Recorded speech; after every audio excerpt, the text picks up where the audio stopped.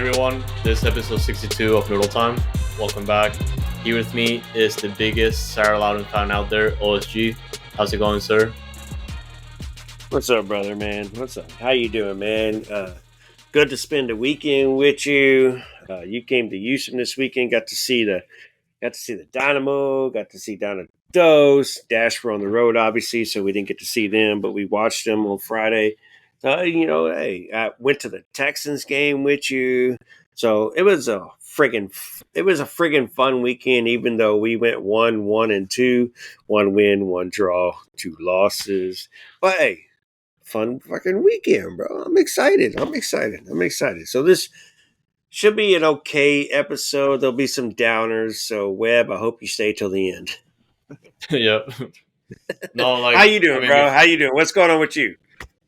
No, man, to start things off, I just want to, man, just massive shout out to OSG here because I happened to be without a car this weekend just for family reasons, and I called OSG the week before. I was like, hey, my parents need to borrow my car, and I was wondering if you could take me down to Austin, and he said yes, and it was crazy because he lives in Georgetown, which is 30 minutes away from my house, and 30 miles, 45 minutes away. 45, even worse. But yeah, he lives 45 minutes away from my house, up north, over Austin. So he had to go all the way down to my house, which is all the way south, and just take 71 and then I-10 to get to Houston, which was pretty much like a 3-hour ride, essentially. And I mean, we did all kinds of sports stuff on Saturday and Sunday, and I mean, I was so happy because I was able to catch Dynamo. I was at Dynamo 2 as well, and unfortunately, we caught the Texans game at the last minute. It was my last minute decision to go to the Texans game because I haven't been to one in 5-6 years, and I'm a big DeMeco Ryans fan, but it was an unfortunate game. Still worth it. It was half of the team it's still pretty much a rookie, so there's still a lot to learn. But yeah, it was a good time either way. So just shout out to absolutely, bro. Absolutely, still worth it. And I didn't mind the little drive. It's we're in Austin, so but it was obviously it was extra. But getting home on Sunday night late. I got home at 11 o'clock, dropped you off at 10:15, got home at 11 o'clock or 5 minutes before 11 o'clock. It wasn't bad. So, I mean, it's okay. It's not ideal. Because it's shorter coming from my house to Houston than it is. And taking a route I'm not used to. I mean, I've lived here for 30 friggin' years. That's the first time I've taken 71 to 10 to Houston at the same time. So, it was fun. I didn't mind it. So, hey, had a good time. We spent the weekend together pretty much. Like you said, Texans, but it was still fun. It was still fun. It was worth it, bro. It was worth it. Dynamo was a good time. Dose, unfortunate situation, but that's what the episode is for, I guess. Oh yeah, let's talk about all three teams we're back in action this week. Dynamo on bye week and Dash coming back, and obviously. It's a big one because this is going to be Sarah Lowdon's first game, and we'll get to that first. And after that came the Dynamo with the 1-1 draw against the Western Conference leader St. Louis City, and Dynamo 2 losing the home finale against North Texas SC. We'll get into the salt because I was extra salty after coming off the Texans loss, so we'll get into that. But yeah, let's just talk about the good stuff first because I need to get happy. Yeah. Let's talk about the girls. Happy days. Here's the Dash. Massive win over Racing Louisville. It was a 1-0 road win, and I'm only saying it was a massive one because it was their first win in over 3 months in league play, which. That's definitely something you were very upset about. Obviously, coming out of Sam Lady's tenure as head coach for the Dash. You messed it up already, bro. He's gone. We're not mentioning his name no more. Don't say his name. He's been relieved of his duties. I knew it. I knew it was going. I was only take 4 minutes and 38 seconds. So it's all right. It's all right. I was not mentioning his name, but go I'll ahead. try. I'll try to keep that as like the last time I say his name. So Yeah, it's gonna be the last time. So it's all yeah. good. All But right, good deal. anyways, turning the page. Yeah. Yeah. Sarah Lowdon. That was probably one of the best Dash games I've seen this year, only because they had like a lot of opportunities to extend the scoreline. Not only that, they also turned things around early on the first half. Jane Campbell, what can we say about her? I'm gonna keep saying it. The Dash gave the honors to Diana Ordonez for, even though she played a very good game. I feel like Jane Campbell won us that game just for saving, like coming up big time once more, like in the first half and obviously late on in the last 2 minutes of the game. It was a great match. Obviously, it was extremely important for the Dash to get a result here because they only have a handful of games left, and even though the league is pretty tight, or like to contest for the last few playoff spots where we are right now, it was big, and especially coming off the road for Sarah Lowdon and her squad, I appreciate that. Well, you know what? Let's just start with the lineups because she hinted at tweaks in the lineup, and we expected tweaks in tactics. So tweaks in the lineup. Alozi, obviously, she got the red card last game, so she was out. So we were wondering what's going to happen with the left back. Obviously, Didasco we would assume would come back to the right. She ended up coming back to the right. What happened to the left? Put in Sarah Puntigam, who started left back, who hasn't played there this season, but she's a typical center back, typical CDM. But we put her on left back. No complaints from her performance in that game at all. No complaints. She subbed out later in the game, and Peterson came in, which was fine. No problems there. The other one, Alves, finally, Andressa finally got. She's fit. She's ready to go. She got the start, and she was a huge difference. Huge difference in the attack. Tactics. Sarah didn't park the bus like the other person did. I'm not even gonna say like the other person did. Not even gonna give you a gender like the other person did. Like it was different. I was hoping she would push up more. She didn't push up as much as I was hoping for, but she did push the envelope a little bit, and she didn't park the bus, and it gave opportunities in the game. And you saw Maria Sanchez was able to take on defenders, which we've been missing all friggin' season. Playing her game where she's not going to beat you with speed. She's going to beat you with her dribble, and she out dribbled the defenders a couple times, and then obviously the goal, the cross to Scoredoñez to finish it in, and then also speaking of Scoredoñez, Prince was playing striker like most of the friggin' game. Scoredoñez was on the right. I mean, they were switching back and forth, but it was Prince more playing in the striker position. So that as well, we here on this show, or I had been asking for Scoredoñez to be on the wing and put Salmon as striker because she's so dangerous. Well, we failed at that. Salmon's obviously in Austin Villa, but Prince as striker with trying to use her speed to make a difference, and I like it, bro. I like it. I like what I saw. I'm hoping there's more to it. They're hoping there's more to the transition. The defense is still stellar as well, i.e., you mentioned Jane Campbell. Jane Campbell making saves after save after save. I mean, stats kind of were on our side, but Louisville still had more possession and was still pushing against us, especially late in the second half. And just Jane Campbell just doing Jane Campbell things. So we'll reiterate all the crap we talked about Jane Campbell at the beginning of the season on these episodes. I like we've been put our mouths are shut. Not Yep. shut because we're sitting there, we're proud of her. We are proud of her. She's been doing her friggin' job and just staying in the box and making saves. She stays in the box and makes saves. She's a super caliber goalkeeper of the year, most likely. U.S. camp needs to call her up because she's showing if she stays in the box and she's just excellent. It's like, oh man, I can't believe it. But I had fun watching the dash. We got a win in Louisville on the road.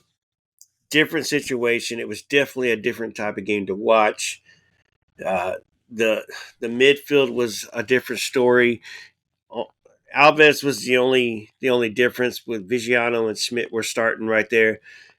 So it was, but they looked good together. They looked good together. I'm happy with it. I'm happy with it, bro. I'm happy with it.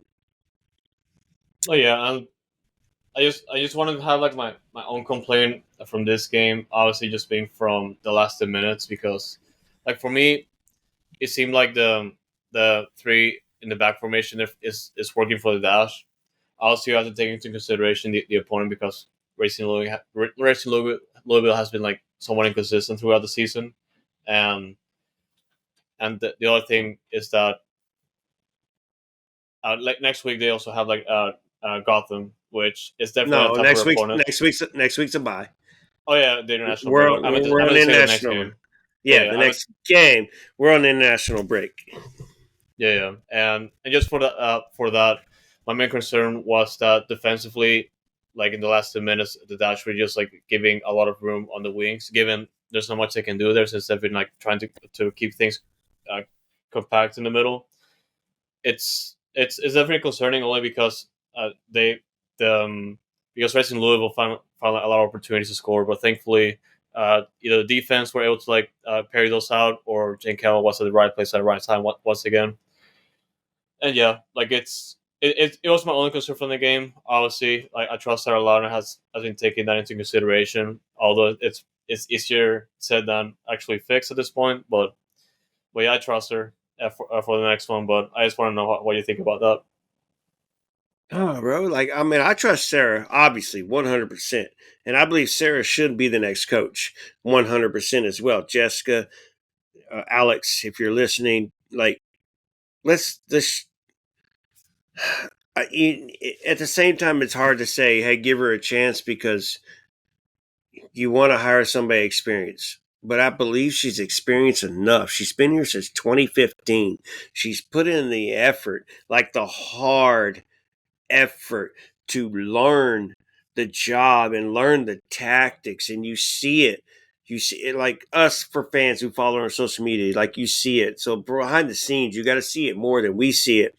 Like, I, unless she personally doesn't believe she's ready for the position, she's ready for the position.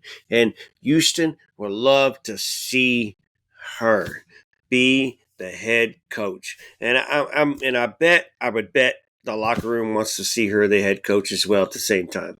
And a female coach for a female team makes a big difference at the same time. Like it's just different, man. And oh man, I hope Sarah Loudon's at least one of the contenders for the position, but we'll see. We'll see. We'll see. Which hints to a question that since you asked me a question, now I ask you a question. Jake, oh damn, I lost the question. Sorry. Jake from Bio City Republic, one of the main Dash supporters group, said, "What are our Definitely. predictions to who the next Dash head coach will be?" And obviously, we talked about this last week. But is there anything new in your head? Is there anything different, or I how mean, do the you door's feel? open. I mean, the door's open because the way that it was communicated in the press release, the door's open to have like pretty much like any head coach with experience. Really, like right now, I don't have like a specific a person in mind outside of Sarah Loudon because just assuming things just go the way they are, like I don't think she might just be like the head coach just for like personal reasons, really, on her end. Like I'm not saying that she's not capable. I'm just saying that she would just prefer to like be where she's at right now, just to like get understand more what about to like just like how to be a head coach, just trying to get experience really. But that's something that I've been trying to go through lately because I've been looking at potential like candidates for the dash and yeah, there's a lot of names out there, but it's All right, so I try to narrow things down. so to elaborate on that question, Do you believe Sarah Lowdon could earn the job from the dash? Absolutely, yeah. Like only just based on her experience, really, she knows her own team, and it just makes sense. Like if she wants the role, she has to have the role. Like it's that simple. Well, you said it, experience, and that's what they're looking for. Is experience. She's been with the team since 2015. She's been behind the scenes. She's with the team. She knows the team. She knows tactics. She's learning tactics. She's growing as a coach. She was intern last year. She's going to be intern this year for 4 games total, and we'll see how those 4 games go. That could be the big difference. How does she do in these 4 games? And if she does well in these 4 freaking games, just one on the road. You got 3 of them on the road and one at home. You just won one on the road to put you 3 points out of the. You were 6 points out of the playoff. Now you're only 3 points out of the playoff, which means some teams failed this weekend and things worked out for us. We won our game and teams failed. Now we're only 3 points out of the playoff spot, which is a bonus with 3 games to go. So can Sarah win? Can Sarah win? Gotham's going to be huge. We gotta Yeah. beat Juan. We gotta beat Juan Carlos. Gotta beat Juan Carlos. But that's in New York as well. At the same time, that'll be a different story. But on the road, no pressure. Just win the game. Sarah Loudon take No control. pressure. No pressure. No pressure. There's just a lot of pressure. But if she can perform well these last 4 games, which one she already did well, can she push the envelope a little bit further and just earn that position? Alex, Jessica, if you're listening, Bianca, if you're listening, and pass it on to them. Pass it on to them. The fan favorite, Sarah Loudon. We're putting her name in the bucket. We're not saying you have to hire her or anything like that. We're not going to be mad if you don't. It will, we'll live with it as long as the coach that's selected is a good coach. We believed in the other guy when it was a hire. We were okay with that hire, and then the lack of performance just was slacking. The lack of tactical change, everything, all that. So, hey, hello, Sarah Lowland, bro. So Please. it's that simple. It's that simple. Yeah. It's right there. It's I right didn't there, say bro. I didn't say it was that simple. I left that door open, but Yeah. it's that simple. Asterisk simple. Asterisk simple. Like Yeah, asterisk. Yeah, simple-ish. Simple-ish. But come yeah. on, come on, Fo. Yeah.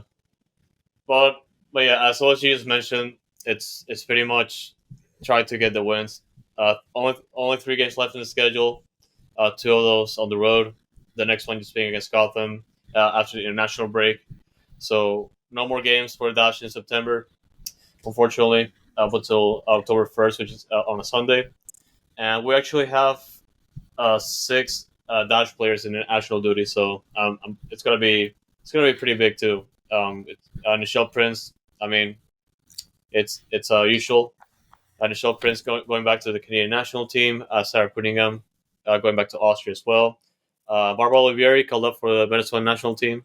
So That's you. That's your girl right yeah, there. yeah, Yeah. yes sir, yes And sir. then Uh, and then the 3 Mexicans.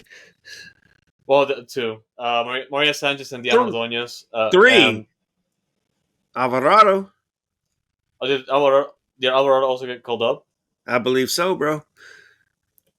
Don't Mm, quote me on it because you're gonna make me look it up right now. But fucking sorry. because I didn't see it, but I only know what the Bombi and You Ordonez got called up. you said 6. You just named 5 names. Where's the 6th The 6th is Michelle Lossi, sir. for Nigeria? Yeah, Oh no. I'm find it right now. I'm yeah. gonna find it right now. I'll keep talking while you look at it, but I mean, Yeah, what can we say? Like we already stated it that this team is extremely talented, and we've seen it against Racing Louisville under Sarah Lowdon's leadership, and they're getting the international call up still.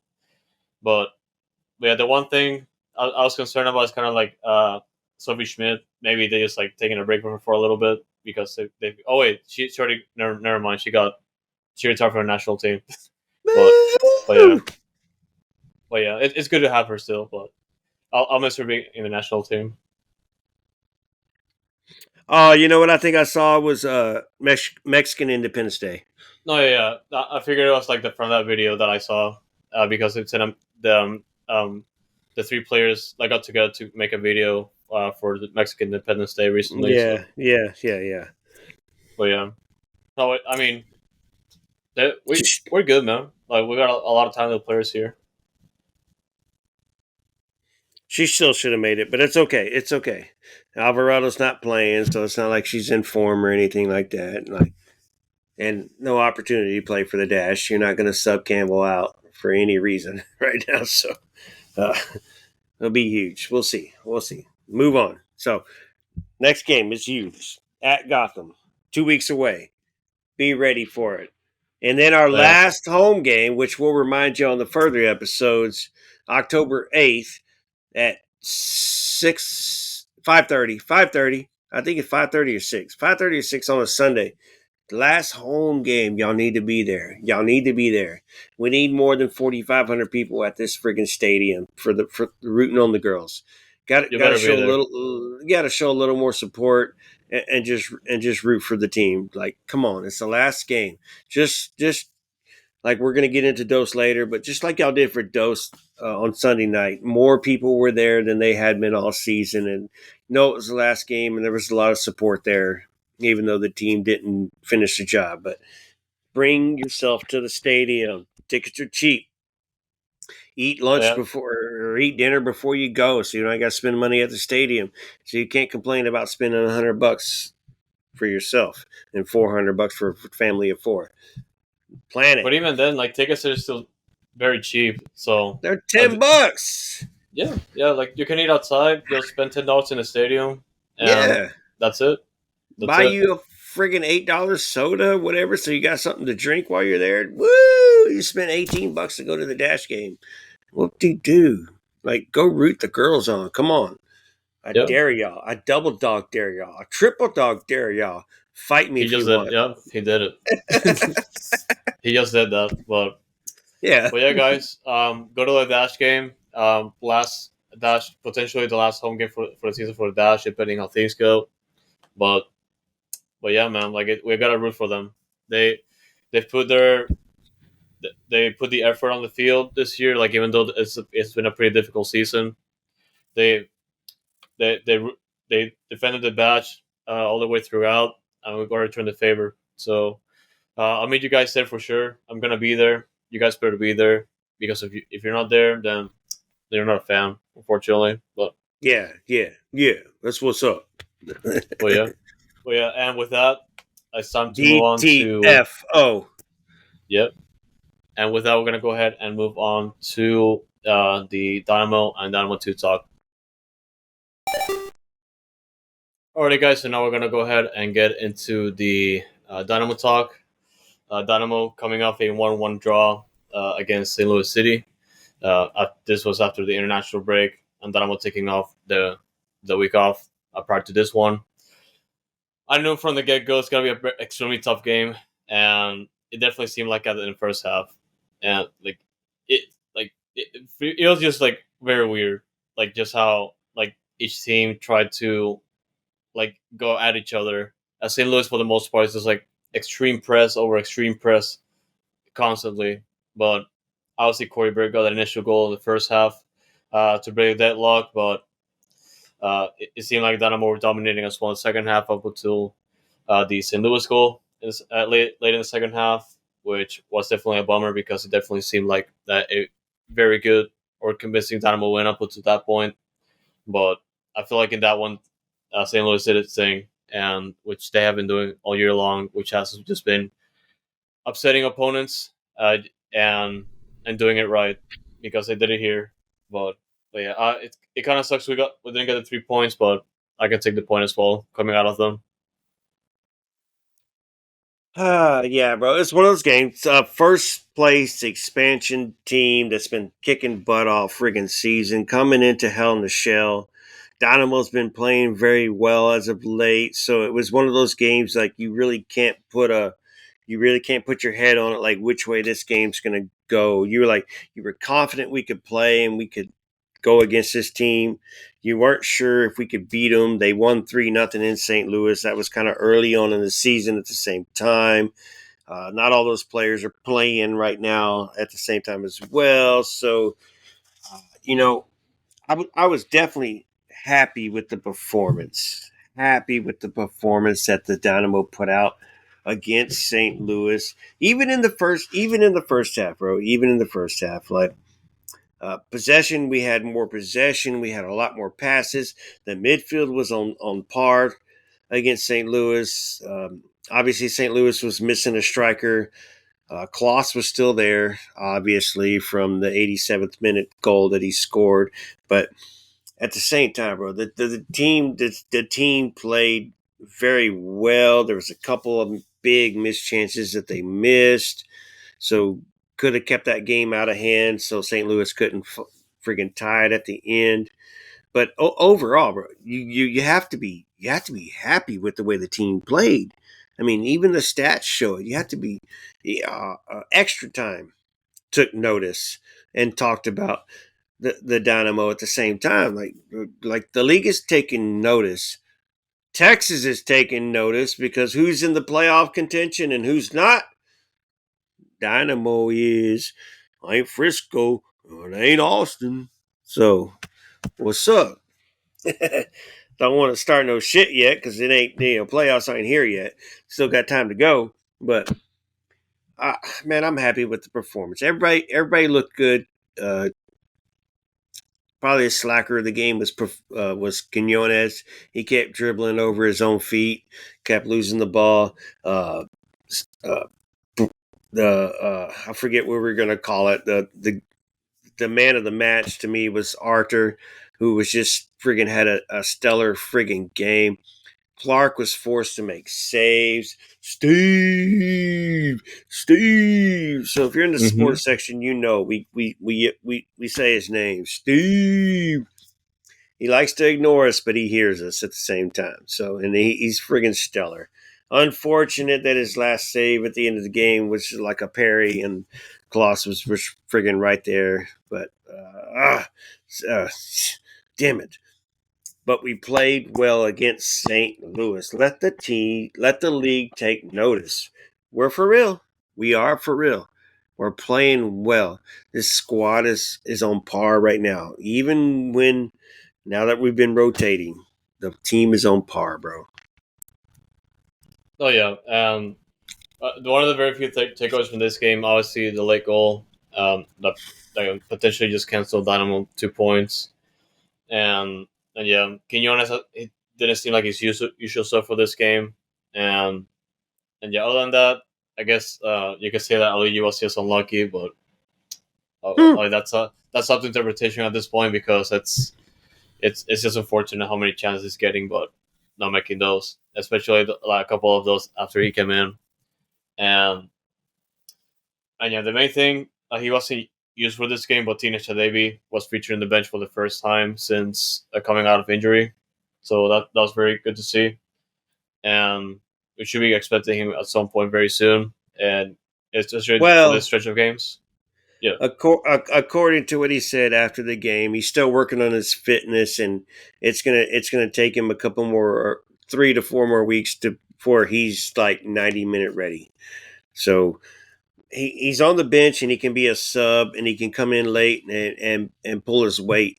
But as far as like getting back to the starter role, that's gonna have to wait. I know the fans at the same time were like, Mikel's been doing his friggin' job and performing well, so there's no need for Hadebi to hurry back at the same time. We're fine.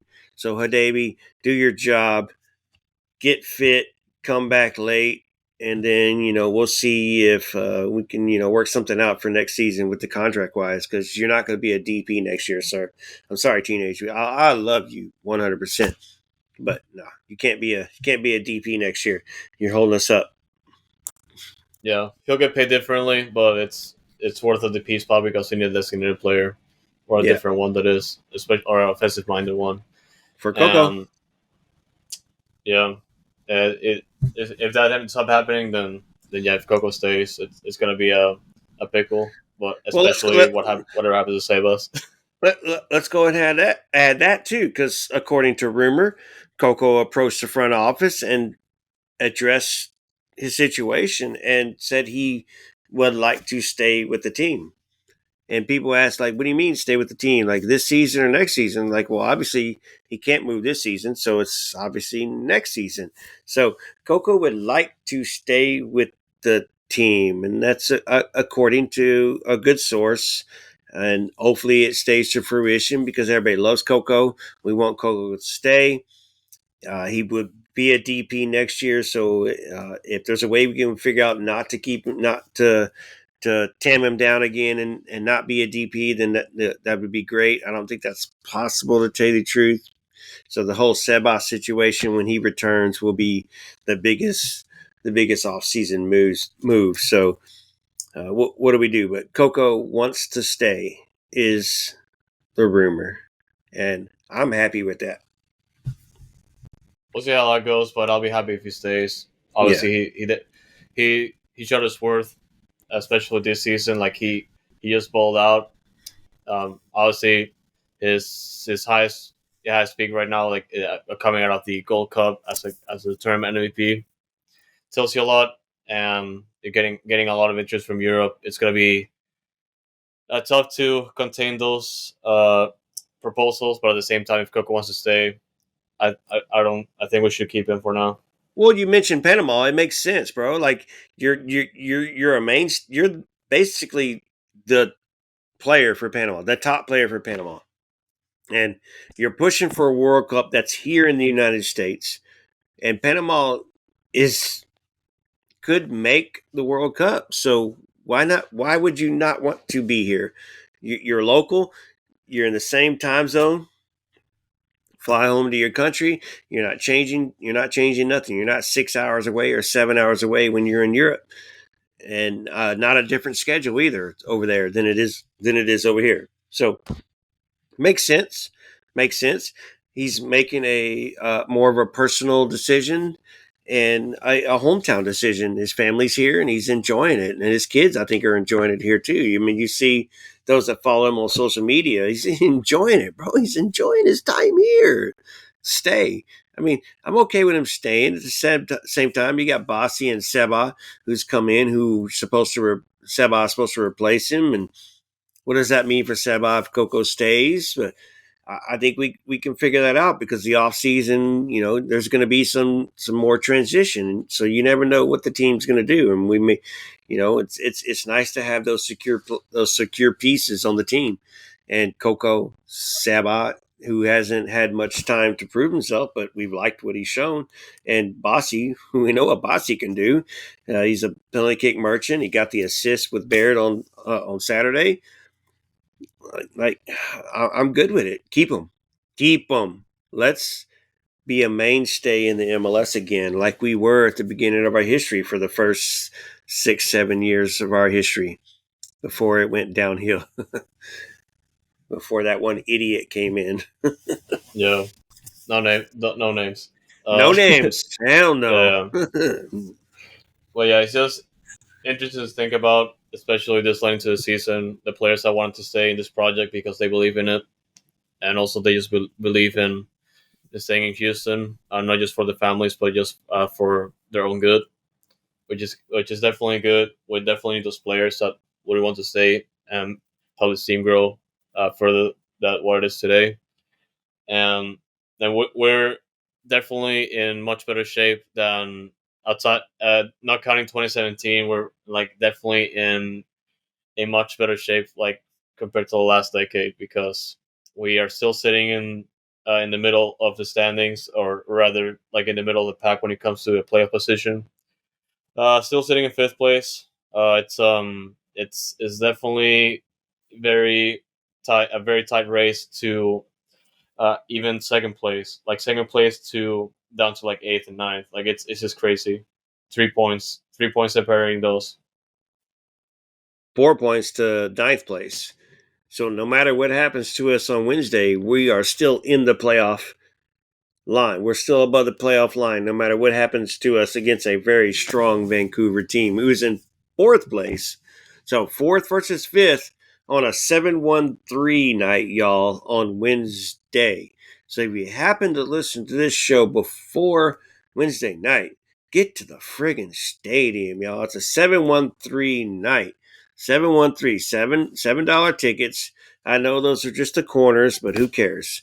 You can move because the stadium's not going to be full. So you can go sit wherever the hell you want and not have any questions asked. $1 hot dogs. So yeah, you know what? You'll just have to take a poop later.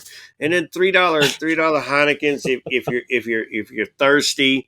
I think they take a couple dollars off of sodas at the same time. So come on, man. Y'all need to go. It's a Wednesday night, man. Let's get a little more fans there. And let's see what we can do. It's a playoff run. It's a playoff run because if when we win the Open Cup final and then y'all show up for Frisco, we're gonna call y'all fake fans.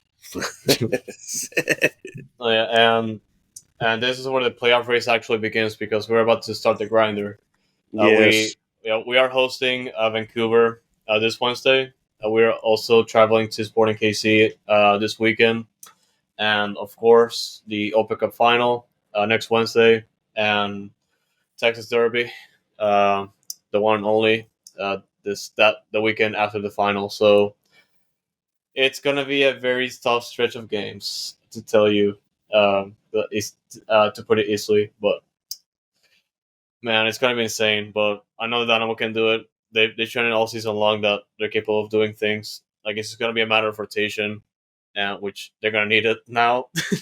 Yeah, for real, for Yeah, real. because I'm wondering how the lineup's gonna be like against Vancouver, but because I feel like Van Olsen is gonna be saving his pieces, especially heading into the final, potentially either saving some of the starters against Vancouver or against Kansas City. Remains to be seen. Like we've seen Ben Olsen do his stuff, but yeah, it's gonna be interesting. Rotate a couple against Vancouver. Rotate a couple others against SKC. The guys can play. Just because they're playing Wednesday and Saturday doesn't mean they can't play. You just gotta sub accordingly if they're not playing well or not looking fit during the game. So that's just all you got to pay attention to. It's not just tactics for the game. You got to pay attention to how your players are performing and how they're looking in the game. Are they slacking off? Are they tired? Are they getting lazy? Are they not defending? That's when you make your subs. You don't wait. You don't BS around. So it's going to be up to Ben Olsen to be on top of his A game, and we'll see if he is. So obviously, it's Escobar's going to miss, and then I think it's Coke. I don't know who I think there's a second person missing this game on Wednesday, so we have to rotate two. Period. Which obviously with Escar missing, it's going to be Stairs on the left back. Period. They'll still start McHale. They'll still start Eric. They'll still start Dorsey. Defenders can play every friggin' game. You ain't got to worry about rotating the defenders. You play those guys every game. You got to rotate those midfielders who get gassed, and then maybe rotate the forwards and the wingers, but not as much as you got to rotate those midfielders. So the four defenders will define. Steres will get that start on the left side. And then we'll see what happens. We're at home. Brad Smith could get to start, but not if Dorsey's starting on the other side. So it could be Brad Smith and Steres with Dorsey getting a break. So it's interesting to see what'll happen at the same time. But expect Steres, Mikel, Eric, and Dorsey to be your back four with Clark obviously as the keeper. So you have to go back and to confirm. So uh, Escobar and Coke are gonna be out due to yellow card accumulation. So it's gonna be a couple of changes there for sure. Yeah, so I mean, you still start Achi, you still start Arthur. I mean, you could start Caicedo over Arthur if you want to, because Caicedo's been performing well, but that just means Seba might get a start this game.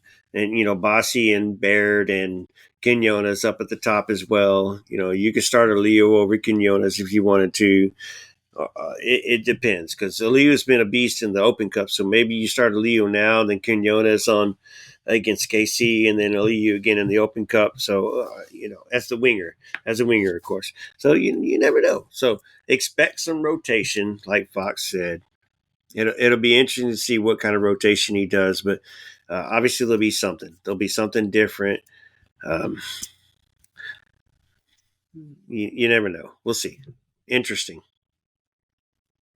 But yeah, Houston taking on Vancouver at home and Sporting KC away this week.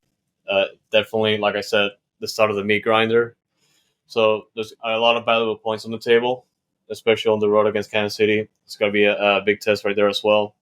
But first, you got to take care of Vancouver, which they're coming in hot this season. So you got to Yeah. watch out for that. Yeah. But yeah, that's the Dynamo. Time No. for depression. No, it's not. No, it's not. No, it's not. Oh yeah, the questions, right? I almost forgot about the Dynamo questions. Yeah. Let's get We into we that. we do have a Let, couple fan let's stay questions. let's stay in the happy conversation for now. Yeah. Right. We do have a few questions from the La Hinchada Dynamo Discord, and I say Dynamo Discord, but it's a Dynamo Dash and Dose Discord. If you're listening to this and you're not in the Discord, hit me up and ask for the link. We'll get you into the Discord. It's very active. You can mute channels if you don't want to listen all the time. You can mute channels, period, and just hop in when you want to go back and read information. But like during games, there's a lot of talk going on. Not even when games are going on, there's a lot of talk going on. So don't be scared just because there's a lot of conversation. That's the point of the Discord. That's the point of the community coming together and just chit chatting. Come in, mute the channels, but participate and share your information. Let us know you're there. And then maybe one day at the game you can say hello to us, So, but yeah, bro, there was a few questions. So I'll start with this one, which uh, I think we know this answer, but what can the club do to bring in fans? Yeah, at this point, it's all about word of mouth and promotions because, like, there's definitely a lot of soccer fans in Houston, but clearly they don't care about MLS, especially Dynamo. There's definitely like the soccer fans that are casuals to Dynamo, and they've been following Dynamo for like the last decade or so, and the Dynamo for them is still gonna be a hard sell until they make the playoffs, and that's a hard truth. We've seen the stadium sell out for playoff games in the past. The I like to tell people that like the last true sellout that I've seen at the stadium was back in 2017 when we hosted the Western Conference Final. Literally all the seats were full, and that was probably the last time I've seen it like that. Like you could say, like home openers got close, especially against the LA Galaxy before the pandemic started. It got close to that, but like outside of like 2017 was the last time I've seen it like that because of the playoffs. And up until they make the playoffs, it's definitely gonna be hard for them to sell out games. There's definitely just a lot of factors into play. Obviously, the Dynamo just being the way they've been like the past decade is the main one. Also, the weather. Also, fair weather fans, casuals. It's all that combination. Randos. Unfortunately, it's cool that they're they're doing their best to give those tickets to like groups, kids in soccer teams, families, all that. But like there's no easy answer. That's what I'm trying to get here because Yeah. of all those factors. And it's gonna. I feel like I said, it's gonna go down to promotions and word of mouth. Like word of mouth, what I'm referring to is like performance.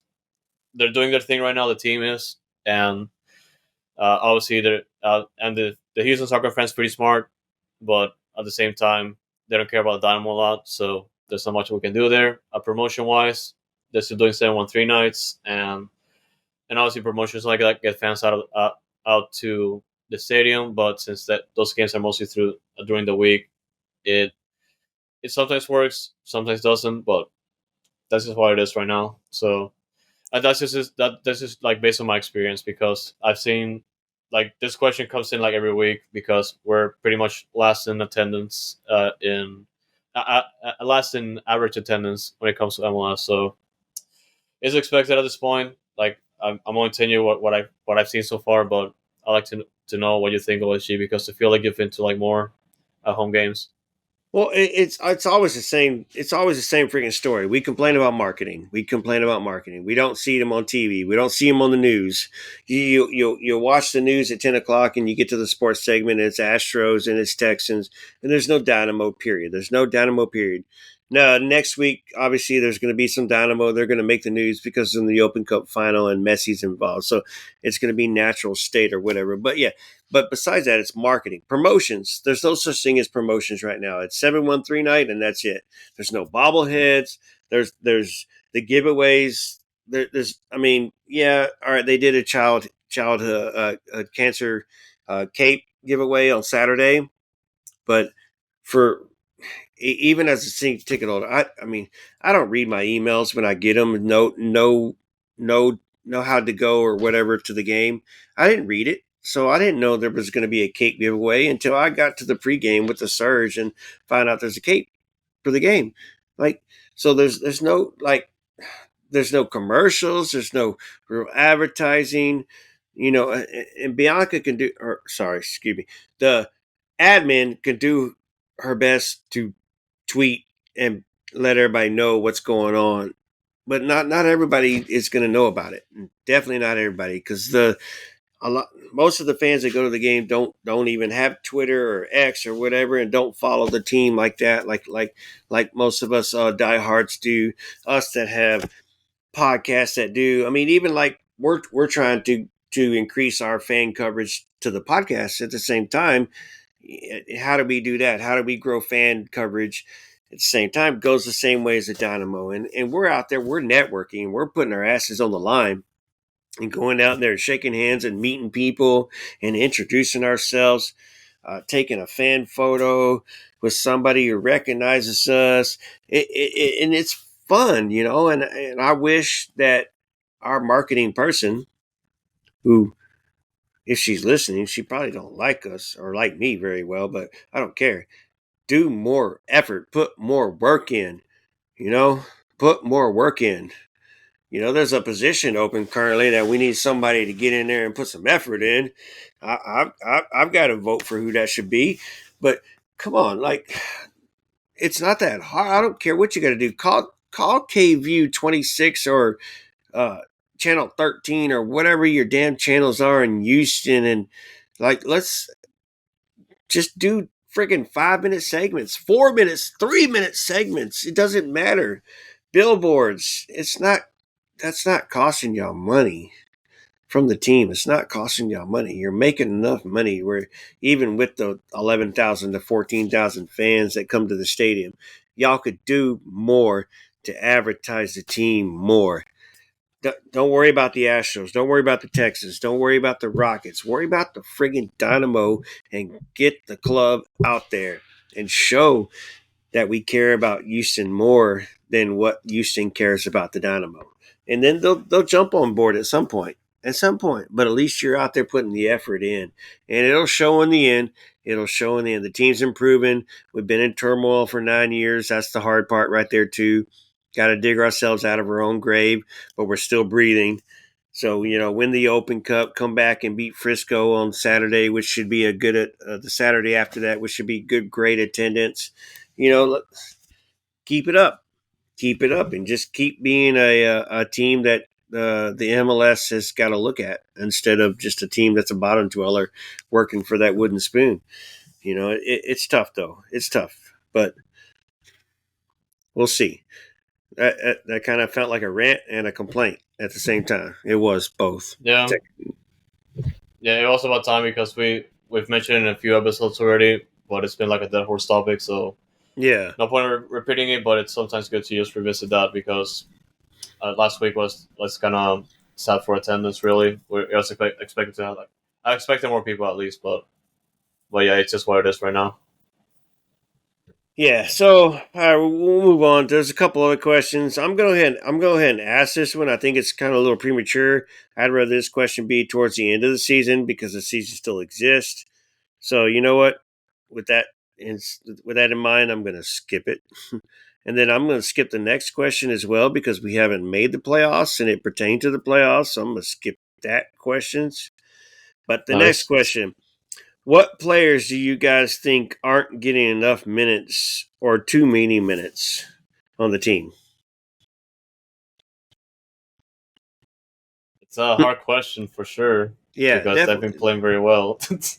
And Ben finally decided to rotate as of late as well at the same time. So, who?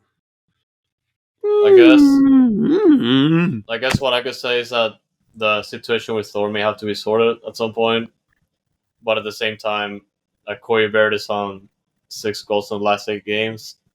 It's gonna be tough to beat his spot, especially since yeah, he has been contributing up top.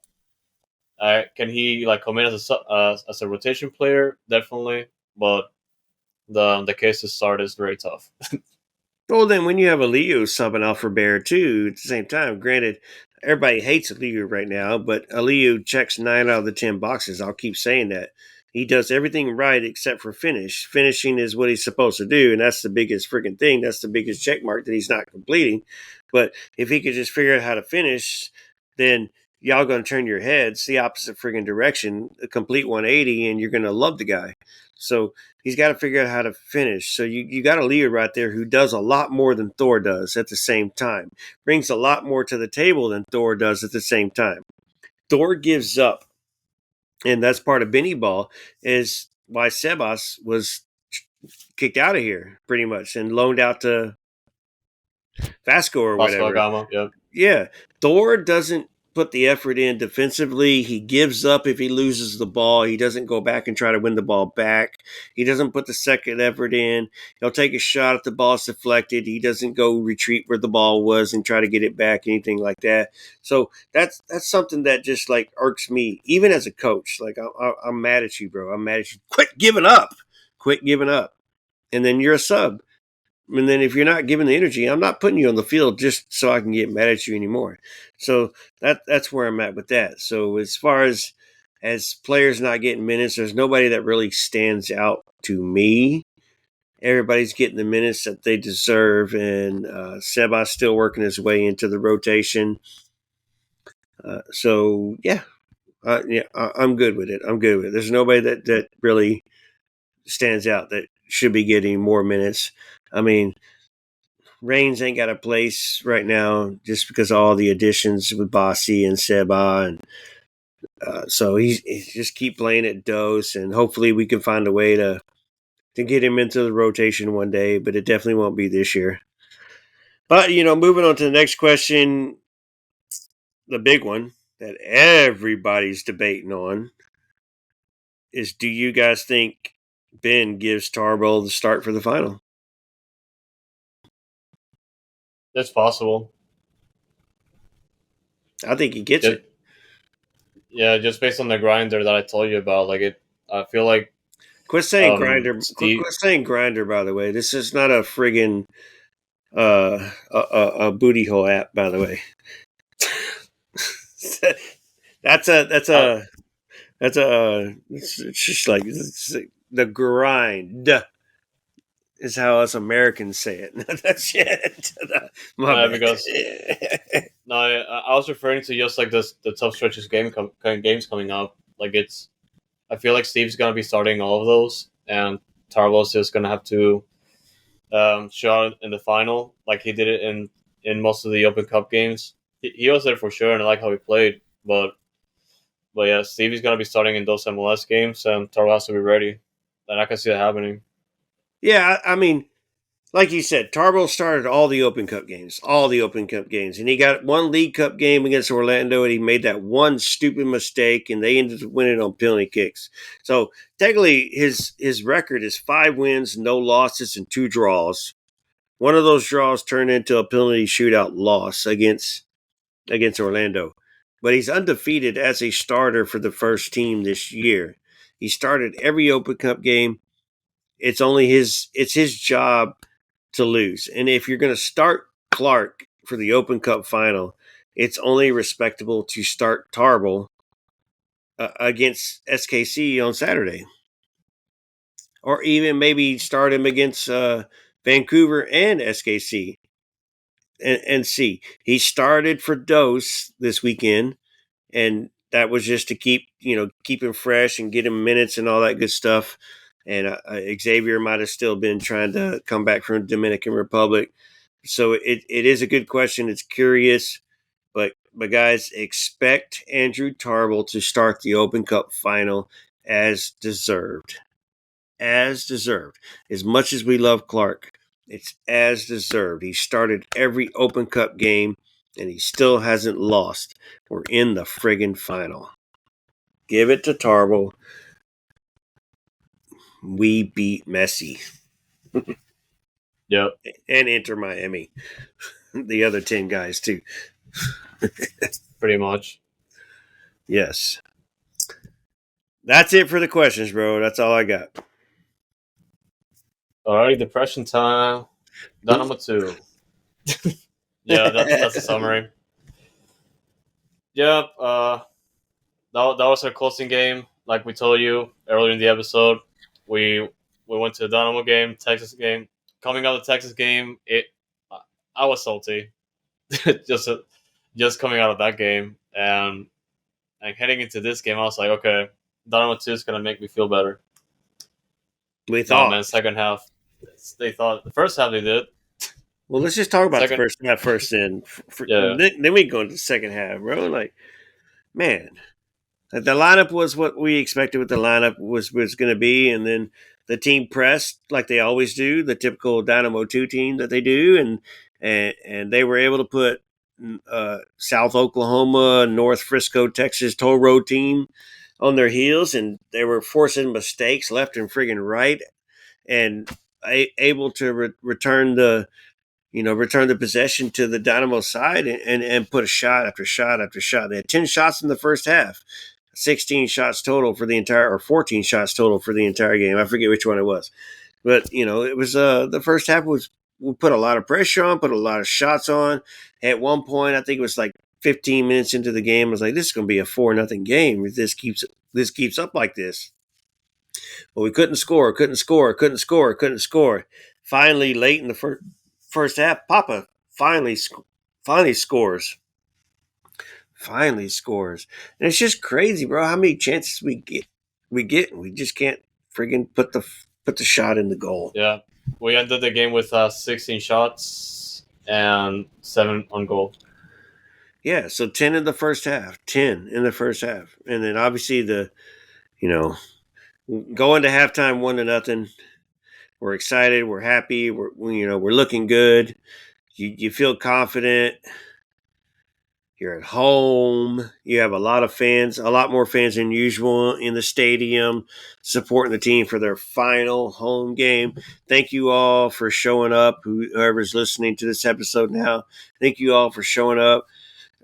It was huge for the boys. They just weren't able to translate on the field, and then, i.e., like Foxtrot said, we went into the second half. Went into the second half, and it was complete opposite. Yeah. We got pressed. We got pressed in return, and we were making the mistakes. And yep. it killed us. It friggin' killed us. And I don't know, not to shit on Kenny Bundy's story too much, but we were asking for subs earlier than they came, and they came a little later than usual. But by the time they came, it was already too late. South Texas, South Oklahoma, North Texas, Frisco toll road team. Some baseball stadium, yeah. Yeah, had already taken the lead, and it was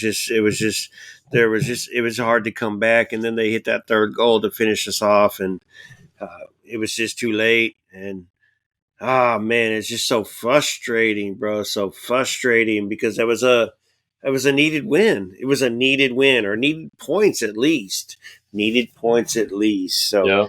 I mean, you were there in person as your first dose game of the year, so I know it was hopeful and exciting for you. It just didn't turn out that way, but I mean, I don't know. Give me your synopsis. Yeah, extra salty because North Texas was already eliminated from playoff contention, and we're currently in the playoff race trying to contest the last couple of playoff spots. Because of our performance in the middle of the season, we were coming in with a with a good streak, and he's trying to like turn things around. And this was the game they had to win to avoid the situation that we're at right now. But yeah, right, the loss, like I just felt like uninspired. Really, the second half, they just like North Texas just kept pressing on, pressing on, pressing on, forcing the mistakes. They found the spaces and they punished Dynamo too. That's pretty much how it went the second half. Like I barely saw any life for Dynamo 2. They got a couple of lucky breaks in, but they didn't get much out of it. And yeah, North Texas took this one home. Like they have nothing to play for, but they just came to our house and just took the win, which it was definitely disappointing and just makes things difficult now for the last game of the season. Hence, now we've been kicked out of the playoff spots. We're in eighth place. Top seven make it to the playoffs. We're in eighth place, and we need either SKC to lose or Minnesota to lose. And Minnesota to lose is like a goal differential tiebreaker factor, which I think we've got them on that right now, unless. And obviously, we have to win our game, so the goal differential won't come into play. So we need SKC to lose or Minnesota to lose next weekend. San Jose. Oh yeah, sorry, San Jose or Minnesota to lose, and obviously we go to LA to play the Galaxy, who kicked our friggin' butts 4-0 at home just a few weeks ago. So that's not going to be the easy game that you expect it to be, since they're sitting in last friggin' place. Granted, it's on the road. We feel like we play better on the road, but records still show that we were average at home and we were average on the road this season. So it's just going to be one of those. It's going to be a huge game. It's going to be a huge game. It's a must-win. 3 points. A tie doesn't matter. I mean, San Jose could lose and we could tie and win the shootout, and we're tied. But I don't know what the tiebreakers are, to tell you the truth. So get the 3 freaking points, and then one of those need to lose, and then we're in. And then Austin, who is in second place, gets the first choice of who they want to play. Because if you remember, MLS Next Pro is 7 teams in. First place gets a bye, which is Colorado. Second, third, and fourth get to choose their opponents this year, which is kind of weird and neat. I'm not sure if I like it, even if I was the team choosing. But Austin is second, and they're going to get to choose their opponent. And it only makes sense for them to choose Houston. It only Yeah. makes sense. They beat us twice in Austin, and they'll be hosting us in Austin. And you know what? I'm kind of hoping they do choose us. That's fine with me. Obviously, living here in Austin, I'll get to go to the game. You'll get to go to the game. We'll get to support our team. And if we win, it'll be friggin' even better. It'll be huge. And get to tell them, eat your broccoli tonight before you go to bed. But we got to, first things first, got to beat LA Galaxy 2. Got to beat LA Galaxy 2, and then a little bit of hope on the other end with San Jose and Minnesota. So I guess to put like more, at least slightly more hope into this is that the first tiebreaker is a total number of wins, which we currently have more over San Jose. So if we're tied in points with them, for example, if we go to tie and win the penalty shootout, we're gonna have 42 points. And if San Jose lose their game, we're gonna go through because we have more wins than them. So Okay, good. with the last spot, so there's that to consider. But obviously, San Jose have to lose a game, and we have to actually put a performance Yeah, to at least even win. So there's just those things to consider. So oh well, still running for our boys to get the win.